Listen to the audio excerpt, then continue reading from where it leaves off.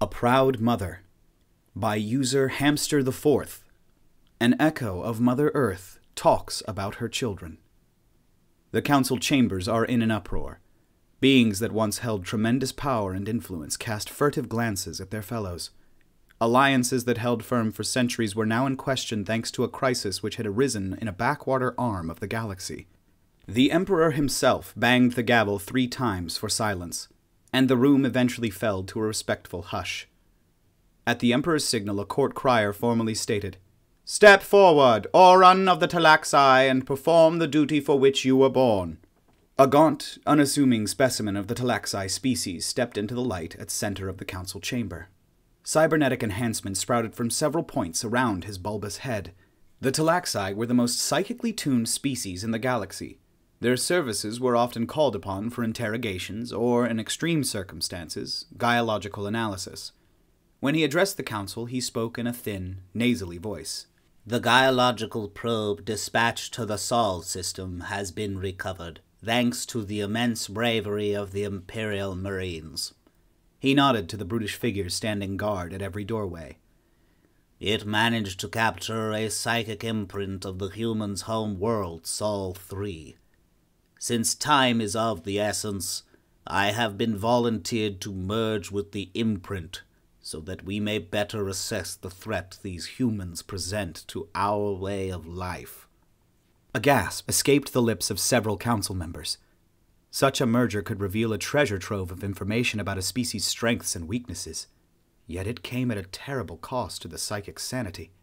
With a quivering hand, the Talaxi raised the neural interface to his head, and his eyes began to glow with a soft blue light. Still speaking in his natural voice, the slave sacrifice struggled to say, "A quick reading shows not 1 but 6 mass extinction events, triggered by both internal and external factors. The most recent of these holocausts came as a direct result of this planet giving birth to a spacefaring civilization." Slowly, a melodic, yet faintly mocking female tone began to creep in. "These humans, which are ransacking our space lanes and murdering our enforcers, are the direct result of the explosion in biodiversity following the 5th mass extinction. Rapid climate change forced a tree-living species to adapt to an open plains biome. Instead of dying out like one would expect from a species cast so far from its ecological niche, the humans adapted. They lost most of their fur and developed a thermoregulation system based around the rapid loss of their body's water.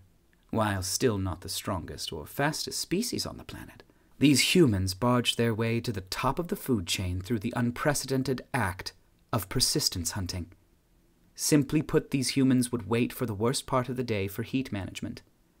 Then, force a prey animal to exert itself until the poor creature's thermoregulation system failed. The Talaxi's control of the narrative was starting to slip. No psychic imprint in the history of this procedure had ever moved so aggressively. The poor Talaxi's mouth continued to form words. I was initially a little insulted that such an insignificant creature would claim apex predator status. In a fit of rage, I brought about ice ages and global flooding to drive these humans to extinction. Yet, as their new ecological niche disappeared, the humans adapted again. They stole ecological niches of other species and wandered my surface with impunity. Instead of freezing to death, these hairless former tree-dwellers stole the skins of my less tenacious children, and went on to conquer coastlines, floodplains, and mountainsides. They kidnapped one of my most vicious pack hunters, and molded it into their most trusted companion. Here the feminine voice let out an unsettling giggle. In spite of my best efforts, the humans had spread to all habitats and land masses. They were so numerous that no radical shift of climate or new predator could guarantee their extinction. I shook with disgust as the humans forced their will upon the richest of my terrestrial ecosystems. Areas which once supported hundreds of plants and animal species were artificially limited to the 1 or 2 that the humans could consume most efficiently. Great bounties of protein-rich aquatic life were stolen from my oceans so the human form could occupy more of my biomass. A shadow crossed the Talaxi's features as the merged being closed its glowing eyes. I watched the humans grow complacent in their mastery of the land. They shifted some of their population away from immediate survival to invent culture, religion, and cities. With each harvest and winter thaw, they gave praise to me, their Mother Earth. I gave them nothing but vermin to wipe out their food stores, yet still they thanked me. I hid their water supply underneath meters of soil and stone. They responded by building temples in my name.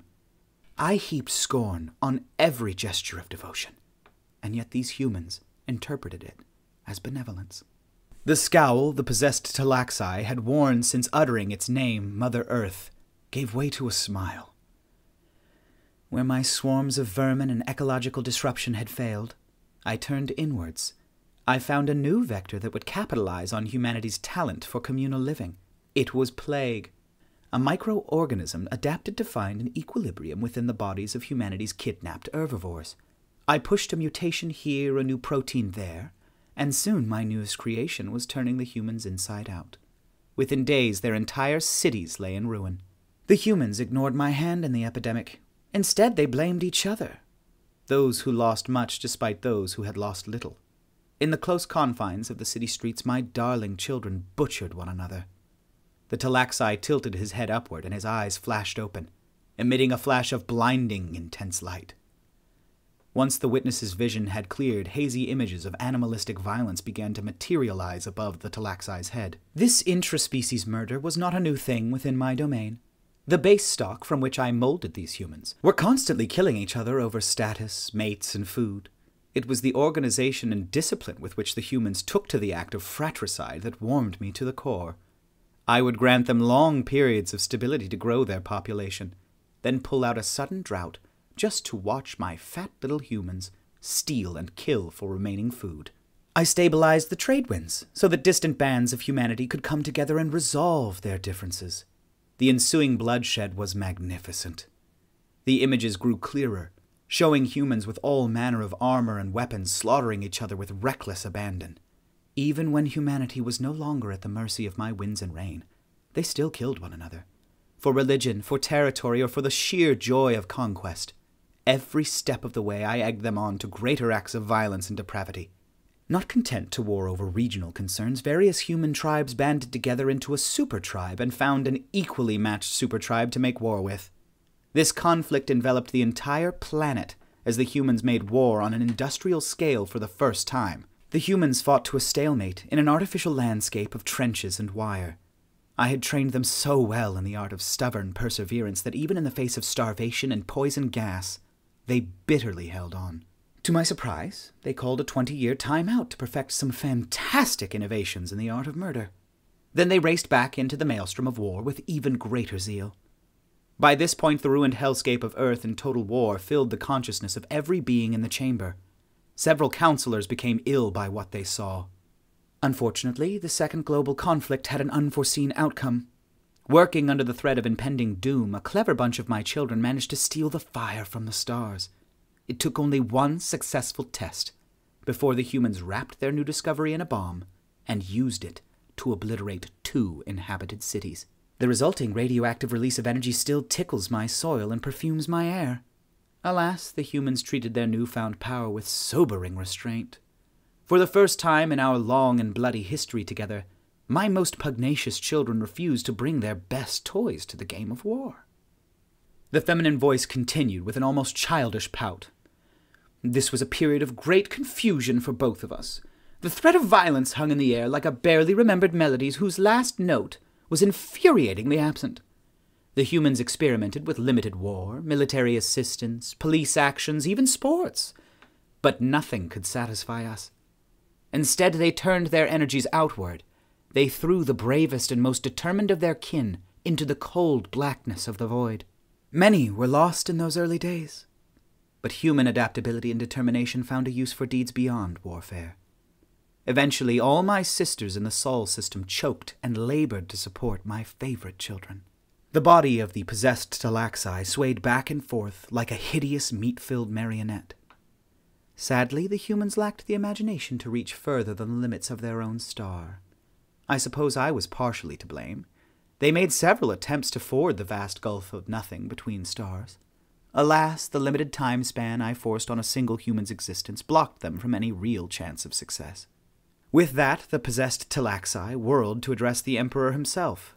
"That is why I am so grateful to you, my little Emperor." A series of frightened whispers filled the room. Did a psychic projection just address him directly? Was this some sort of cruel prank by the Talaxi Collective? Where were the answers to the questions mnemonically imprinted on this Talaxi slave? How could this farce bring us any closer to a resolution to the human crisis? You were the perfect playmates to my wayward children. I cheered in delight as you humiliated, slaughtered, and enslaved my precious humans. It was everything they needed and more. Did you not see it in their eyes? That spark of hatred? That drive to master? To dominate? Images of humans wrapping their chains around hulking overseers, then leaping to their doom, filled the chamber. The council watched as waves of humans armed with nothing more than farming tools rushed a line of heavily armed infantry. The Emperor himself stared in muted horror as the best warriors his empire could muster were torn to pieces by the blood-crazed humans. Together they witnessed act after wanton act of bloodlust, every image accompanied by the maniacal laughter of the corrupted narrator. "Don't you see? It would have been terribly inappropriate for my children to come to you as servants." Images of wrecked Imperial ships being repurposed into a new and distinctly human fleet surged into view. "In due time, my beloved offspring will come to you as conquerors." The demonically tainted voice squealed in joy.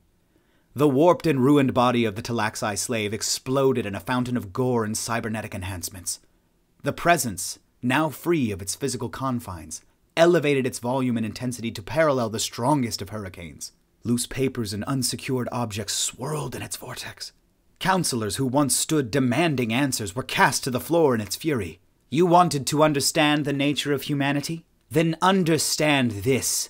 No species will ever know hate quite like the humans know hate, because no other planet would dare love their children the way that I have loved humanity. At this revelation, the Emperor fled the room in terror. He hastily ordered the council room sealed. Once he was safely away, the site was glassed from orbit. Counselors trapped by the Emperor's orders smashed their limbs to bloody pulp, pleading for release. Behind them, that voice, that sweet, terrible voice, just laughed and laughed.